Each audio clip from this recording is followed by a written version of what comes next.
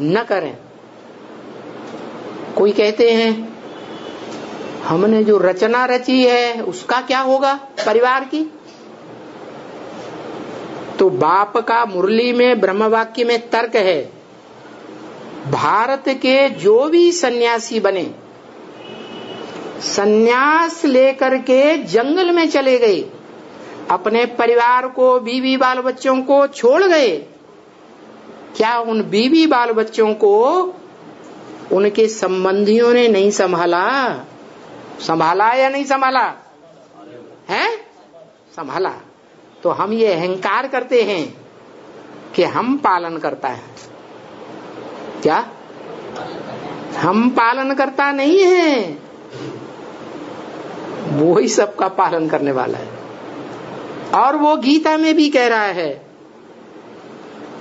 प्रकृते क्रियमाणाने गुणैः कर्माणि सर्वशः। प्रकृति के द्वारा गुण और कर्मों के आधार पर संगम युग में जो गुण धारण किए हैं ज्ञान में आने के बाद, और जो कर्म किए हैं ज्ञान के अनुसार, गुणैः कर्माणि सर्वशः, सब प्रकार से उन गुण और कर्मों के आधार पर हर आत्मा अपना अपना श्रेष्ठ या नीच पार्ट बजाती है। प्रकृति क्रियमाणानि, प्रकृति के अनुसार सृष्टि के आदिकाल से ही प्रकृति ने हर मनुष्य आत्मा रूपी रिकॉर्ड में चारों युगों का रिकॉर्ड भरा हुआ है। नहीं समझ में आया? ये आत्मा रूपी रिकॉर्ड है। इस आत्मा रूपी रिकॉर्ड में चारों युगों का पार्ट भरा हुआ है ऑलरेडी। लेकिन अहंकार में आकर हम समझते हैं मैंने किया, मैं इस परिवार का पालन करता हूं, मैं पालन करता हूं, मैं नहीं हूं। क्या? बहुत से बच्चे हैं जिनको माताएं इस समाज के दुष्कर्म के कारण बच्चों को जन्म देती हैं और कचड़े के ढेर में छोड़ करके चली जाती हैं।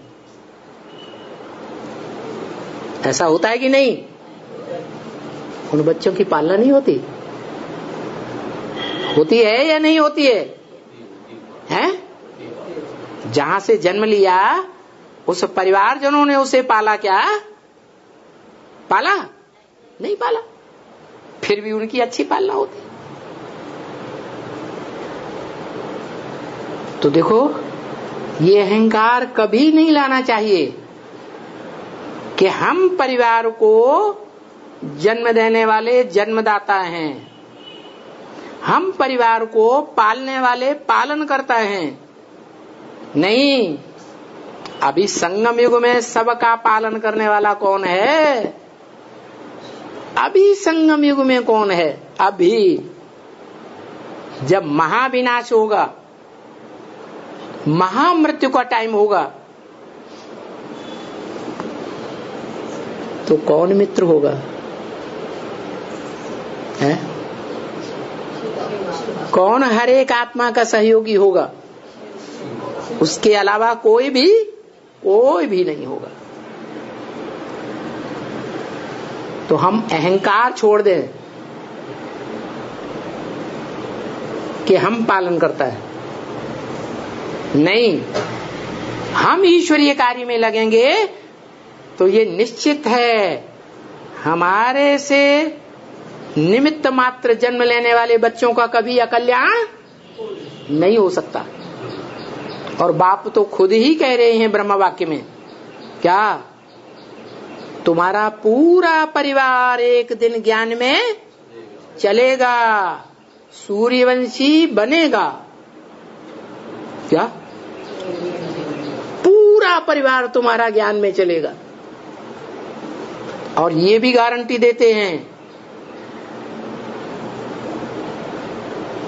कि दुनिया वाले करोड़पति अरबपतियों को जब घोर अकाल पड़ेगा, आने वाला है अब, उस अकाल में उन करोड़पति अरबपतियों को रोटी नहीं मिलेगी, अनाज का दाना नहीं मिलेगा। तुम बच्चे भूख नहीं मर सकते, मेरी सेवा करने वाले बच्चे भूख नहीं मर सकते, इतनी गारंटी दे रहा है। तो भी पेट की चिंता,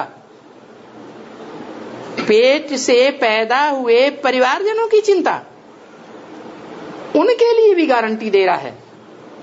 क्या तुम्हारा पूरा परिवार ज्ञान में चलेगा? जब ज्ञान में चलेगा तो तुम्हारा सहयोगी नहीं बनेगा? नहीं बनेगा?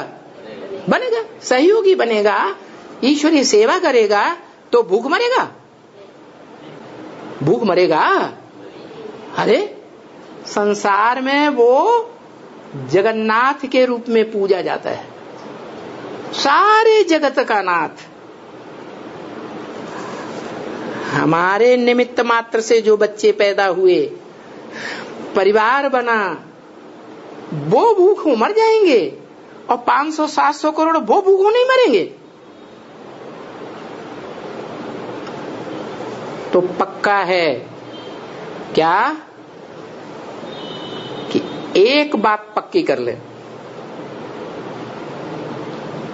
सतो प्रधान बनना है तो उस एक ऊंचते ऊंच साकार सो निराकार को पहचानना है, और पहचान करके जो बाप का धंधा सो हमारा धंधा। अगर इतने हमने नहीं कर पाया तो हम बाप के बच्चे ही नहीं बने। जो बाप हमें राजयोग सिखा करके राजा बनाने आया है, हम राजा बेटा नहीं हैं बाप के।